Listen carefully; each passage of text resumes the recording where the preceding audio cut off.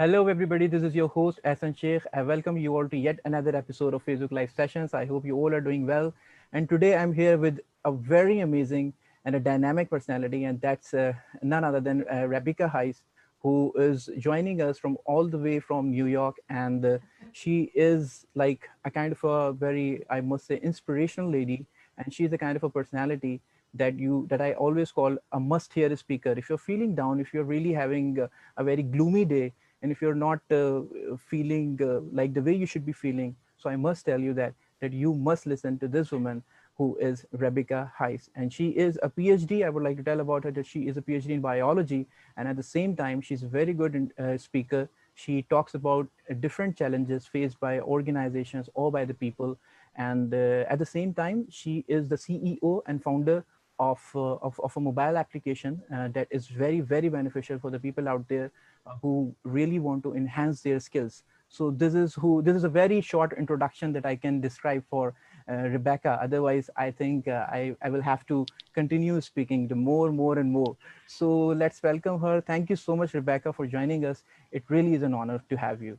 Thank you. I'm delighted to be here. Thank you so much. It was a great introduction. That's one of the best I've had, actually. Appreciate Right. it. Thank you. Rebecca, let's talk about the fact that you have been a very motivational speaker. People really look up to you, they see you, they talk to you, and you tell them the real solution. You really tell them that how to come out of the situation where they're standing. This whole world really gives us, it's like a roller coaster. Mm, Life is really like a roller coaster. It has the extreme highs, it has the extreme lows, and you never know what's going to happen in your near future. And people are really concerned about the fact that what is going to happen with them, how they are going to deal with it. So they have this fear. Many people have fear. In fact, I also had some fear in my life, that how would I be able to be successful in my life, and this is right. what is something that really kills us on the inside. So, how do you see this situation and condition, Rebecca, when you meet up the people? And how can you describe the fact that fear is something that can be a very big blockage for you in the way of success? Yeah, it's a great question. So I think we have to start by looking at our brains and how our brains process fear. So unfortunately, our brains simply aren't built for this world that we're living in. They're built for a world where we lived for about 200,000 years, like our ancestors. And then in the last 200, we've had this explosion in populations and culture and technology and all of these things that connect us, like you and I today. Yeah. But the problem is our brains, like biology, operates a lot more slowly. So our brains are conditioned for a world of scarcity and really high danger. And they've built this shortcut between discomfort and death. So a Mhm. little bit of discomfort for our ancestors meant that death was right on the heels. So Mhm. fear was really important to keep them alive, right? As our ancestors, they weren't like a little bit cold, they might actually freeze to death. Or they weren't a little bit hungry, they might actually starve to death. Now today, that same discomfort that we feel that stresses us out, that anxiety, those fears, really typically doesn't mean it's a life-threatening situation. Now, there Mhm. certainly are life-threatening situations, and I'm not trying True. to undermine those. But for the most part, what we have to do is start separating out what fears are truly, right, True. truly possibly going to kill us, and what fears are based on this biological shortcut that Mhm. helped our ancestors to survive, but today prevents us from fully living, from fully engaging. True. Yeah. It's very true. Yeah. So, Rebecca, I mean, let's talk about the fact that since the day we were born, since the day we came into this world, we always had this kind of fear Mm, that what is going to happen with my life, or if I'm talking about like a student, because many students are listening to us right now, so right. they might have this kind of fear that what is going to happen in my near future, what grade I'm going to get, whether I'm going to be, whether I'm going to go through my examination or not. At the same time, when they grow up, they reach to some kind of a extent, and they then want to have those professional jobs. So they Mm, have this kind of a frustration that, oh, I'm not able to get a good job or the job that I wanted, because we also get to see this kind of a problem in our lives, that some most of the times we want to do something else, but we are doing something else. So they're more concerned about the fact that what is going to be my field, what is going to be my profession. So this is what is also, they have some kind of fear. So this all together creates stress, absolutely. where I'm heading. So my point is, stress management is also very important. So how do you see this? That how can a person manage this when we are talking about stress management? Man, there are a lot of techniques. Let me start Yeah. with some of the simplest ones. Yeah. Again, our brain is designed to see the negative things first.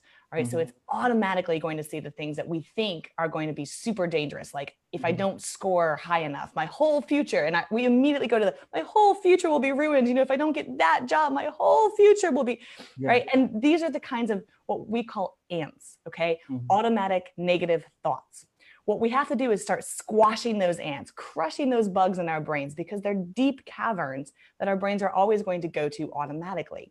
So the way we can get out of that is by Mm-hmm. start specifically looking for positive things in our life.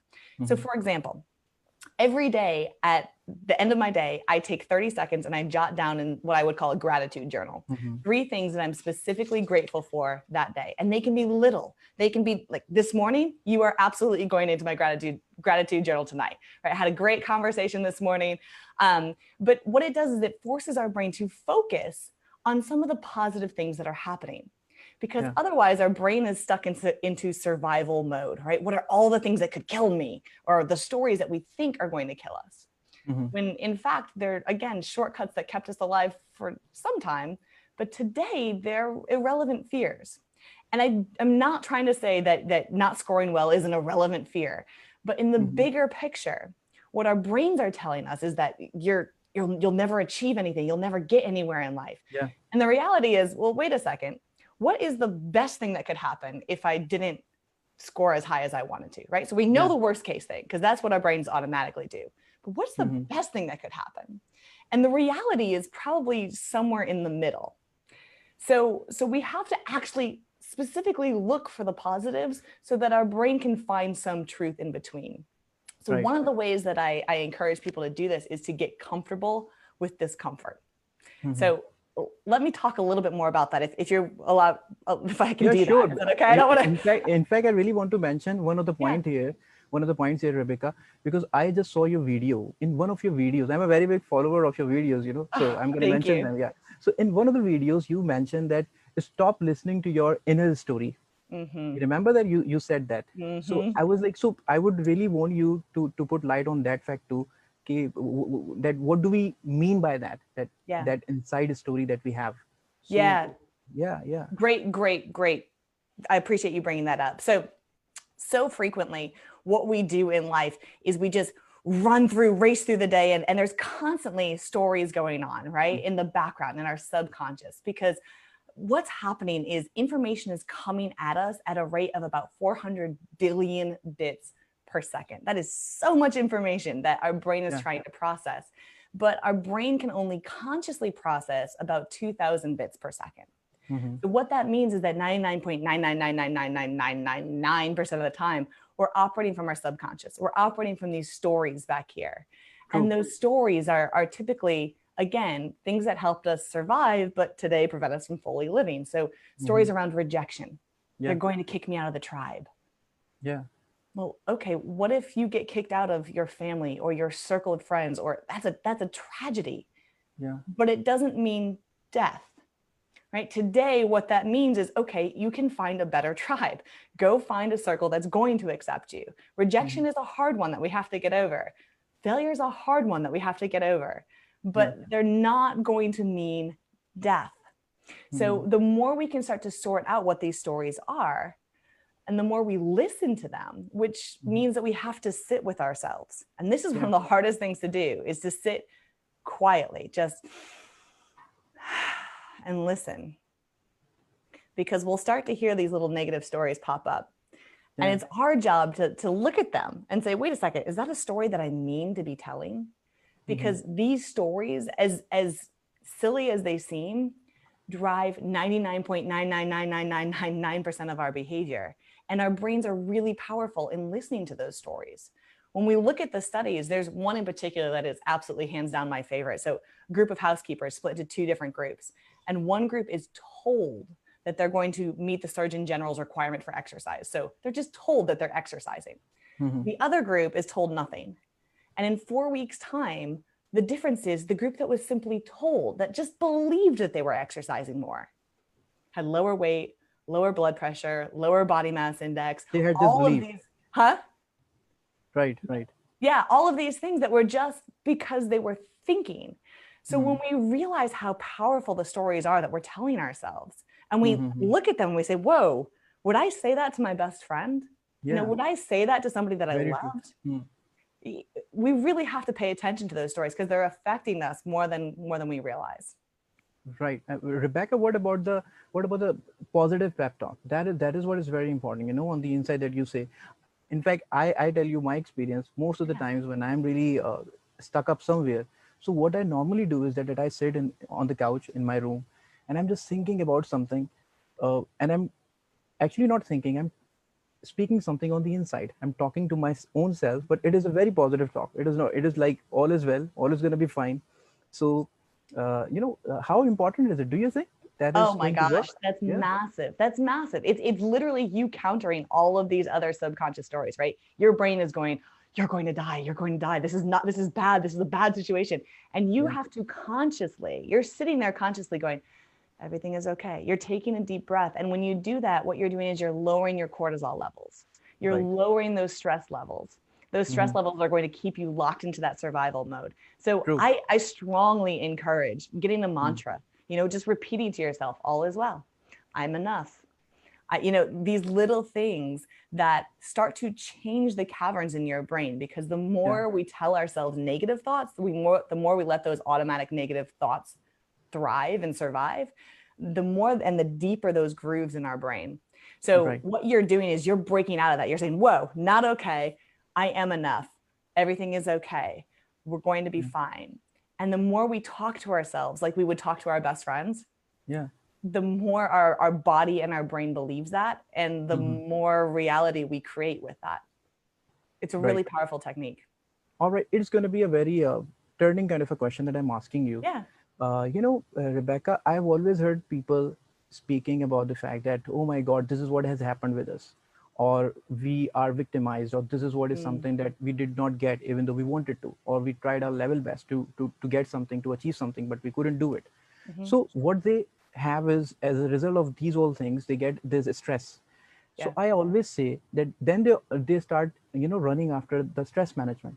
So I always say to those kind of people that why don't you go towards self management instead of stress management? It is very important. I totally agree with the fact that stress management is very important. You have to manage yourself the way you have explained. But how do you see this fact that self managed people are not managing themselves? That is why they're not even good managers at their work. I'm sorry, but self management is that important. So how Yeah. would you see that situation? Yeah, I mean, to your point, we only get to control one story, right? And it's the story that we tell ourselves. So if Yeah. we're expecting people to manage others and they haven't controlled themselves, their own Mhm. story yet, they're simply not going to be able to do that. Yeah. And so frequently, I think the stress management to me is self management, right? Mhm. Because if you can get out of your stress, it means you're actually operating from this portion of your brain. So our brain operates pretty much in a black and white situation, right? Yeah. It's either safe, completely safe and happy and content, and that's where we like to live, or our brain dips its little toe into discomfort, into a uncomfortable unknown, and it Mhm. leaps from this safety net to we're going to die. Like it's completely stressed out, and it can't actually function with the cognitive calmness that you're Mhm. describing would make a good manager. Yeah. So, in order to control ourselves and activate this frontal lobe where we're making conscious cognitive choices, we have to get out of that we're going to die mode, and that takes some training. We would never ask our bodies to show up and like run a marathon without training our bodies to do that. But we're asking our brain to operate in this gray space of discomfort and difficult conversations when we've never trained our brain beyond the perfect Mhm. safety or death. Mhm. So actively seeking discomfort, like stepping into it, Mhm. trying to get rejected, or just, like having a little dance party. This is like a really Yeah. awkward. And somebody Mhm. on your show, I'm sure, is going to be like, whoa, that is just weird. Yeah. But really, what I'm doing is I'm managing this voice in my own head that goes, oh, Rebecca, don't do that. People are going to judge you. They're going to, okay. Yeah. When we're more accepting, we're more controlled in our own story, we have more power to influence others. Right. And in fact, I must tell you, and I hope you agree with it, and I would really want you to put light on that. Yeah. fact that acceptance is very important. Mm. Uh, I mean, if I am not successful at any stage of life, and if I think that I'm really failed on those accounts, so I really need to accept that, okay, this is what has happened, and now I have to really come out of it. Or if someone has really left me, if, for Yeah. example, if I'm in a relationship, if someone has really left me, so I don't have to cry over it. I don't have to cry over those things which are left now, which are left behind, which are really passed out now. So once you accept things in your life, then I think your life becomes more and more easier. And by accepting, I don't mean that once you have accepted something, so you have to be stagnant. You got to be over there where you are. No, you don't have to repeat it. I Perfect. really would like Rebecca to put light on that too. This acceptance, how important it is. Oh, it's so important. It's so important because we either live in our brains in the past where like, oh, I wish Yeah. she hadn't left me, or I wish he did that and I could have saved that relationship, or I could have saved that job. And Yeah. that's where we get into trouble with depression. Or we Mm-hmm. live in the future, right? Where we're always anxious about what's coming down the pipeline. And Yeah. that's where, we're getting into stress management and anxiety. The whole goal there is to stay present. And if you're living in the present, then you are by nature just accepting what comes your way. And Mm-hmm. I think there's as you pointed out, a very fine line, and an important one to distinguish between acceptance and stagnation. So Yeah. I will accept the story that I'm given. I'm Mm-hmm. I'm incredibly lucky in some ways, but that doesn't stop me from seeking more knowledge. That doesn't stop me from seeking, more ways to grow and develop my own self. Now, when Mm-hmm. I fail at something, I have to own that too. Yeah. And the great thing that I can do, and that everybody can do, is to then turn that, instead of letting this drive you and say, oh, it's a failure, you're a terrible human being. No, don't put that on yourself. You say, that was a failure. What can I do differently next time? Yeah. What can I do differently? What can I learn from this experience? Because life is either an adventure or an ordeal, Mm-hmm. and we get to choose. So if I fail at this, if that relationship goes bad, I can accept that and say, what can I learn from this? How Yeah. do I get to grow from this so that the next relationship I come to, I don't have the same repeating problem? Mm-hmm. All right. Rebecca, this is a very good piece of advice that you've given, and but there is one kind of a bitter reality that I want to put up in front of you, and this is what is something I tell you. I learned when I watched your video. Now, which other Oh, video I watched? So, all of the people who are listening to me right now, listening to us right now, watching this show, I really would like them to go to Rebecca's page or go to YouTube and watch her all of the videos. They're super amazing. So in one of the videos, Rebecca, you mentioned the fact that we all are liars. Really oh, sorry to the people out there who are listening, who are watching us. yeah, We all are liars. We really lie a lot. We lie a lot. I we mean, do. we really hide the truth, and in fact, we can see this social media. What we are doing over there. What we are doing is that we are trying to show those smiley faces over there on the wall, but at the same time, deep down there, we're deeply rooted with some kind of frustration, or we are sad, we are really dejected. So Mm, I really want you to answer this. I really want you to answer this, that how do you see this fact that we are kind of dejected, even though, but at the yeah, same time we are trying to show something else. And why am I asking this? Okay, let's make this question a bit easy. yeah. You mentioned that we all are liars. So could you describe this line? Could you describe this? Yeah, absolutely. So part of what happens is our brain sort of justifies the behaviors that we're already engaged in. We Mm-hmm. like to think that we are truly our best selves. And the unfortunate truth is that we do not rise to the level of our expectations. We fall to the level of our training. Yeah. So our conscious brain justifies so many of the actions that we've already engaged in, that we're Mm-hmm. actually lying to ourselves about the real reasons that we're doing the things that we're doing. Mm-hmm. And we only realize it after the fact. So, for example, the easiest thing I can demonstrate this with is you put your hand on a hot stove, and Yeah. you do this, you flinch, and then you say, well, why did you flinch? And you'll say, because it hurt, right? Of course I pulled it back. But in fact, you pull your hand back from that hot stove before you feel any heat or pain. That's instinct. And we Yeah. do this all the time. So your example of social media, I love this because I spend obviously a lot of time in front of the camera. And one of my stories is you have to look a certain way, right? You have to come across that way. And it's a Mm-hmm. lot of pressure. because I don't want to be rejected. Mm. And the reality is, well, what if I really was my true self, right? What if Mm. I'm looking in this camera right now and I'm like, oh, I got something in my teeth, right? Like that looks really awkward to your audience. And your audience is probably like, ah. Yeah. But the reality is, people like you more when Yeah. you are authentic, when you are Yeah. vulnerable enough to show It's I'm very just true. I human. totally agree with you. Yeah. Yeah. Please Yeah. continue the answer. Yeah. I'm just a human, right? I worry about the exact same things that everybody else worries about.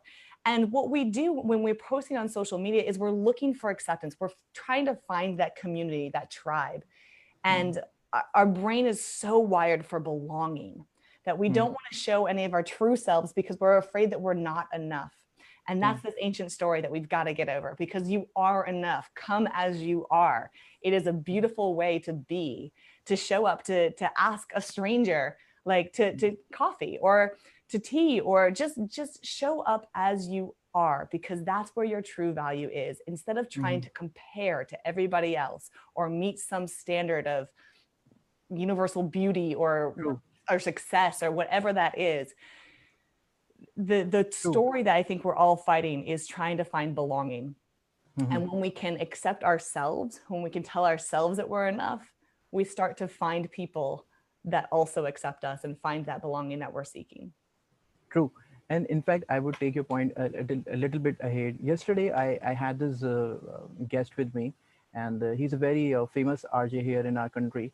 And I asked him this question that if we really want to, if somebody wants to be an RJ, if somebody wants to be in this field, then what is the best advice? What would be the advice that you would give to the people out there? So what he said was exactly the thing that you have said, that originality, how genuine you are.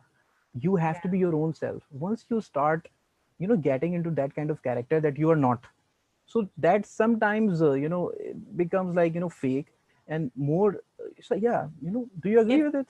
oh, 100%. And it's so funny because I work a lot with CEOs, and Mm-hmm. they're often, a little uptight and a little nervous about how they're viewed. And one of the exercises I do with them is I have them go out and sing, like go out on the floor somewhere and sing. And it's Yeah. ridiculous because they're terrible, right? And they're in their heads, they're going, this is the worst thing ever. I'm going to get rejected and they're never going to respect me. And the reality is everybody's like, wow, that Yeah. was really brave, I agree. Yeah. congratulations, I'm so proud. and Mm. and so it's really these stories of rejection and failure and uh, that prevent us from being Mhm. our authentic real selves. Right. So, Rebecca, let's ask some. I'm going to ask you some lighter questions now. So, Okay. what kind of a personality you are when it comes to you, Rebecca? Do you have any fear so far? A girl who has been talking about fear and become fearless, and you don't have to have Yeah. that kind of a thing, and who you're super. There are some people in our lives who we look up, and they are totally amazing. They are full of Mm. energy. They are so zealous, Mm. and we think that we really start thinking, "Okay, that where are they going to get this kind of energy from? Where do they get that kind of energy? Because they are so energetic and they are doing so well. Do they have any kind of pain? Do they feel sad? So what is your secret of providing that motivation to the people, that energy to the people, and that sense to the people that they have to be fearless? What is that Mm. secret of I Rebecca? love Yeah. I love that question. And I'll let me start by being just very real and say, Yeah. yeah, I'm scared of a ton of things. Right? All That's right. human, right? That's what Hmm. makes us human. But I think one of the reasons that I'm able to do what I do is that I've worked really hard to sort these fears and to listen and say, wait a second, that's not a fear I need to listen to. I can reject that one. Yeah. And so it allows me, it empowers me to help other people see those same fears. And it gives me a lot of energy because, um, you know, I see so many, I think it's a human condition to be full of fear. Hmm. And especially in times that are as turbulent as what we're living through with the coronavirus and everything else that's happening in the world, I think so many people just stop living a life. They Yeah. just allow their fears to make choices and decisions for them. Hmm. And that is so sad for me. Like I it hurts me to see people living in their fear. And Yeah. so my privilege in my job is to allow people to be free of that, to sort of take Hmm. the backpack off of fear that's been weighing them down and say, okay, what do you do? What would you do if you knew you could not fail? And what beyond that, even if you knew you were going to fail, what would you do and it would still be worth it? Yeah. And people light up under that environment. When you remove fear, you make room for more productivity, more abundance, more love, more greater relationships. It's an amazing transition. So, I mean, just talking about it, I get excited. But Yeah. let me be very clear. I'm full of fear myself. You know, it Mhm. is a continuous battle that I think all of us have to fight. I think this is a beautiful answer that I've got so far, because the start of the answer that you just came up with, that it's a human psyche, and you have studied that subject. So I'm going to go to another question, Sure. and I asked many questions. I'm really sorry, Oh, it's because great. I'm sorry to give such long answers. This is no, no, fun. no. I really love it, and I'm sure that people are really liking it, and they must be understanding, and they must be, getting this clear vision. So, Rebecca, do you agree with the fact that nature really connects with you, and once it connects with you, it gives you that soothing kind of a feeling, when you go into fresh air, when you go for a walk, when you go for jogging, when you do that boxing on the bag, and when you're, putting up all your stress over the bag, and you have something on the mind, you have someone on the mind, and you're just putting up your, all frustration over those things, in the, or sometimes when you're sitting under the tree and you're Mm. having such kind of a, deep thought, deep positive thought, and Yes. that really gives you a good solution that you never expected.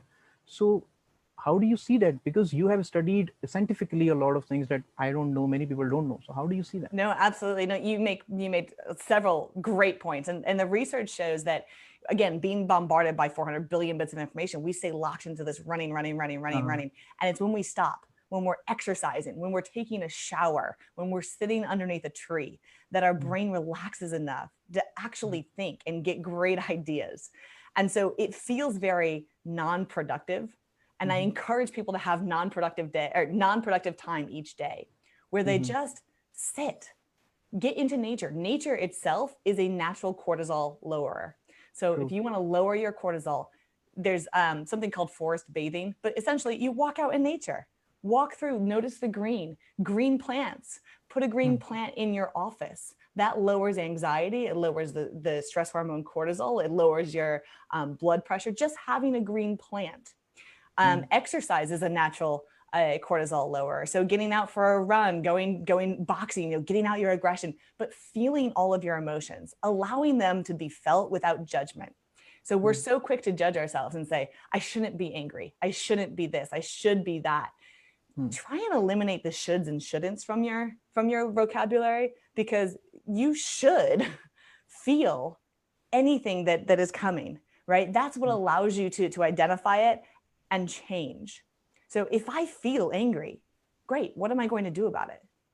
I'm going to Yeah. go hit a punching bag for a little bit, or I'm going to Yeah. go for a jog, or I'm going to go sit in nature and think about why I'm having this experience, and see how my brain, given time and space to actually think, can work through this, process it, and change it for better. Right. That's, I think, all right. Whatever you have said, Rebecca, I tell you, I'm not praising myself, I'm not appreciating myself, but this is what I normally do. And I really get those solutions, from my life. No, I love it. I love it. Yeah. And there's one question that I want to ask, and I think many of the people really want to know about the fact that, Rebecca, do you, according to you, because you're a motivational speaker, you're a speaker, you have been visiting, you've been going to a lot of companies, you have met a lot of people around, you have come up with a lot of problems that people have shared with you. So one question that I want to raise here is that, uh, people, or especially I want to see that, what is life to Rebecca? What is life according to you? How do you explain it? And I ask this question to many of the people whenever I meet someone, that what is life according to them? So how do you sum up this whole concept of life? What Oh is man, life to you? life to me is consciously living, consciously choosing, and Mm-hmm. seeking knowledge and happiness. And Uh-huh. for me, that sounds very selfish when I put it that way. But Mm-hmm. seeking happiness, to me, is empowering others. So I Mm-hmm. think the more our brains, we allow our brains to operate from a conscious space. When we Mm-hmm. empower other people, when we bring people together, when we allow them to Yeah. live their true, authentic selves, when we love each other Mm-hmm. for exactly who we are, and we're unafraid to say, hey, man, I love you for just who you are. I love you. I love the questions that you've been interviewing. I love this. When we Yeah. embrace one another and we truly Mm-hmm. create community, That's life. To me, Very true. there's no greater gift than to live our full purpose by fully embracing who we are, Mm. loving who we are, and sharing it with others. So, yeah, I think it's about, and my life motto, I don't know if you've read it, but my life motto is spread happy. Mm-hmm. So anywhere I go, any interaction that I have with anyone, my goal is to make them happier, because when I do, it makes me happier. It's completely selfish, I'll be honest. Right. Right. But I think this is how we can build a global change. Right. The fact that you just talked about, you spoke about, you have to embrace other people. And this is what exactly you also said in your TED Talks, I think. Yeah. You spoke about that. And I think that was amazing. And Thank you. you mentioned some kind of an example over there. It was some kind of a brand or chips you showed. Yeah, Yeah. I mean, it was amazing. I was so delighted. I just heard that, I watched it, and I was like, oh my God, I'm really connecting with it. And I connected with it. And it's very true. Yeah. Let's talk about the fact that if there is someone who you're not getting along well with, I'm talking about in a very generic kind of a way, Yeah. then you can discuss that, with the people, because people normally have fights over, very minor issues. They get into some kind of, argumentative approaches. They start confronting each other. And most of the times, Rebecca, I would tell you that people do not communicate with each other, and So true. communication becomes the biggest gap, and that's when the problem really starts. What do you say? Yeah. No, I agree wholeheartedly. That's a great lead in, because what we do is we let our biology drive those interactions, and we're like, well, that person, I'm scared of that person because I don't know their approach, or I don't recognize their skin tone or their religion, or their this or their that, or we separate people out. We divide people into Mm. class and age and race and gender and this and that, instead Mhm. of saying, well, what do you think? Let me understand you. Let me be empathetic with you. Let me have this conversation where I can try and take your perspective and say, what would it be Yeah. like? How would I approach that problem if I were him or her? Or and I think this is where, we start to break down all of those Mm. boundaries, is when we say, well, let's talk about, let's pause, because we're both getting into this subconscious Yeah. fight or flight Yeah. mode. And Yeah. let's pause and let's say, what do we share in common? Uh-huh. Right? Even if it's as simple as, I really like this brand of chips, or I like to surf, or what, like something completely random, because Mhm. what that does is it starts to build commonality, and when we build commonality, when we see other Mm. people as similar to us, it drives us towards a community and True. empathy. True. Very true. Yeah. And Rebecca, if I ask you this question, that uh, how do you see regrets? First of all, do you have any regret? Does Rebecca any have any regret in life, or she is going according to the things that she wanted and she's got it? What do you say about that? It's a great question. Yeah. I don't spend a lot of time thinking about regrets, because the reality is, even if I do have regrets, there's nothing I can do about them. I can't Yeah. change. So Mm. what I've done is I've taken anything that I've been sad about in the past, and I've Mm. rewired that to say, how would I do it differently? Mm. So my regret would be actually a future. My Mm. regret would be in the future, Yeah. Very if I true. don't learn and I don't change, and I enact the same behavior again, Yeah. that would be a regret. But I don't look back on my life and say, oh, I wish I'd done that differently, or I wish I'd done this, because I don't think that's particularly helpful for any of us. In fact, whatever has happened. Now you can, obviously you cannot do anything about it. So you have your future and your present, especially your present. This moment when I'm speaking with you, when I'm talking to you, when I'm talking to Yeah. Rebecca. So I have this opportunity and I have to make the most of it. I can ask her a lot of questions, and those questions that I Anything. always wanted to. Yeah. So I don't. this is how we live the moment. This Yeah. is very true. And Rebecca, if I ask you this question, that one more thing, I just Yeah. totally got that empathetic. You talked about being empathetic. This is what is very important. We see people around us normally in our daily lives that they're not empathetic. They're not really going into the shoes of the other, and that Yeah. is why they are not looking at the problem in that kind of way like they should be looking at, and that is why a problem really comes up. It really pops up. So being empathetic is very important. Very true by you. So another question that I want to ask you is that there are many questions. I hope that you're not tired, No, but this is great. Keep them yeah, coming. This is fine. I All love right, it. Rebecca, how do you see yourself, or where do you see yourself now in your upcoming life? I mean, you have been going to a lot of places, you have been traveling, you have been going to the companies, you have been interacting with a lot of people, you are successful, and you have seen those things that you always wanted to see. So, where the life of Rebecca is going now? It's a good question. Yeah, I've been incredibly fortunate. I've been insanely lucky in the trajectory that my life has taken, and Hmm. I think in the upcoming years it'll shift more towards how can I maximize my give back, right? Hmm. How can I empower beyond me? How can I scale anything that I've learned, anything that I've gleaned from all of these incredible people that I've had the opportunity to interact with? How can I take the questions that you're asking me today, which are so brilliant, and give them to more people? Um, so I think I definitely am looking into some nonprofits to work with, All right. um, and that to me that's life, right? That's giving back. That's finding community and building it. Right, Rebecca, you're gonna write a book now.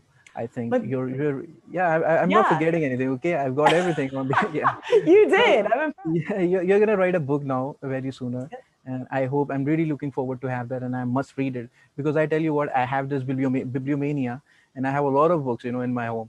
My whole room is having a lot of books. Because I love reading books. So when I heard that you're also going to write a book, and I think you Oh, might be writing it. So tell us something about the book that is going to be published sooner, sure. and tell us something about the fact that you also I think love books. That is why you're writing it. So I how do. did this all start?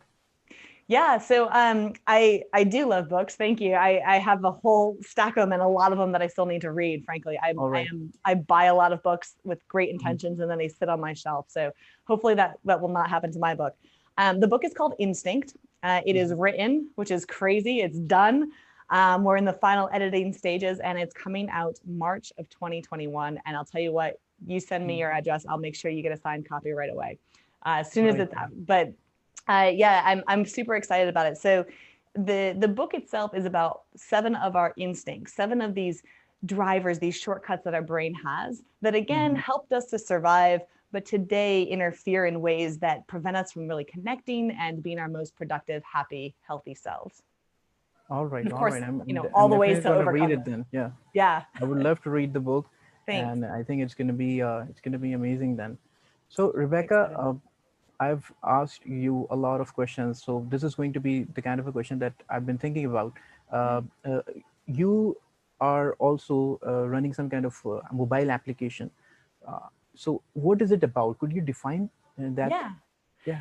Yeah, so my app is coming out actually later this month, Mm-hmm. and it is a essentially a 360 review. Mm. So the idea is that you get to see yourself the way others see you. There's no All right, real that's good way amazing. to do this, right? Mhm. Because you can ask your best friend, and we're all liars, right? I'm going to lie to my best friend. I'm going to lie to myself, and it's a way to get honest feedback, kind of Mhm. like Yelp, your own personal Yelp, a way to get feedback Mhm. on who and how the world sees you, so that you can Right. better operate from your actual strengths rather than what you think your strength is. So I think I'm funny, turns out I'm not that funny, right? No, no, you But are. but but recognizing that and knowing that and getting that feedback from people, I'm like, oh, I should do this, not stand up comedy, right? And that's great. That's not it doesn't stop me from pursuing my dreams. It helps guide me to use my best strengths as I navigate that road. So I'm really excited about that. It's called Acuity, and it'll be out in the App Store within the month. Fingers crossed. Right, we're really waiting for that. Thanks. Rebecca, I really wish you the best of luck for all of your future projects that you have on the radar.